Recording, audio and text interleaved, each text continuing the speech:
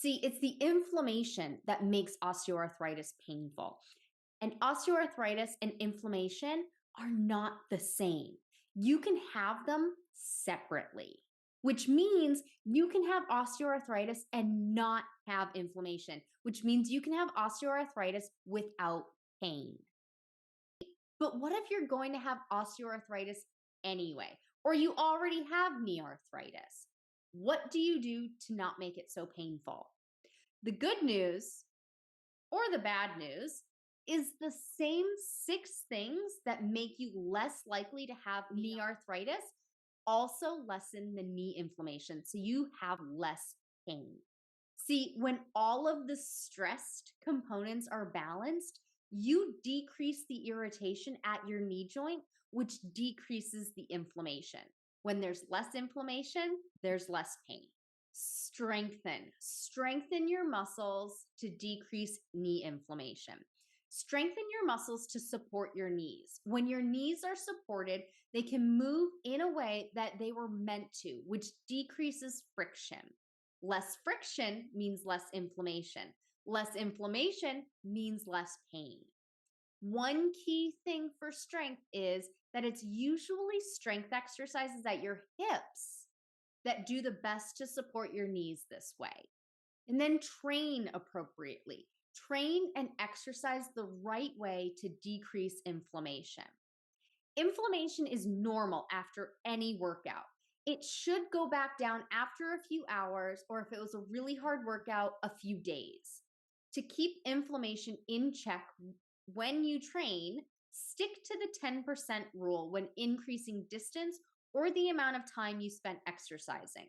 For example, if you run and you run 1 mile 3 times a week the first week and you increase it the next week, the amount of running you should do is 1.1 miles 3 times a week, because that's 10% more than the week before.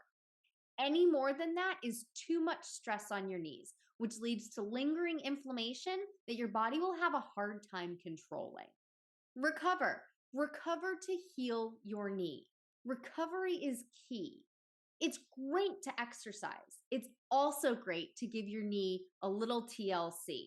Recovering the right way allows your body to heal and literally recover from the activity you did. Recovery includes sleep, because when you sleep, your body releases hormones that help control inflammation, and during sleep is when your body can focus on healing. Recovery also includes using things like ice, heat, hot Epsom salt baths. They reduce inflammation with the temperature and the salts. And then using equipment that's appropriate, the right stuff for your knee inflammation. Using the equipment that's right for you helps decrease inflammation. Think about the shoes you wear for a workout. If they aren't the right fit or style for you, or what you're doing, your shoes could mean you're putting too much stress on your knees. How much cushion does your shoe have? And where is the cushion located? The cushion part of your shoe helps support your legs. The right equipment, like shoes, means more support. More support means less friction. Less friction means less inflammation. And less inflammation means less pain. Stretching for knee inflammation. Stretching helps keep your muscles loose and limber, which helps decrease inflammation, because when your muscles are limber, you can move the way your body was meant to. Have you ever stood up from the couch after sitting there too long and your knees are bent and tight and your back is tight and you feel like you need to uncrunch from the sitting position? That's because everything's tightened up, your muscles and your joints.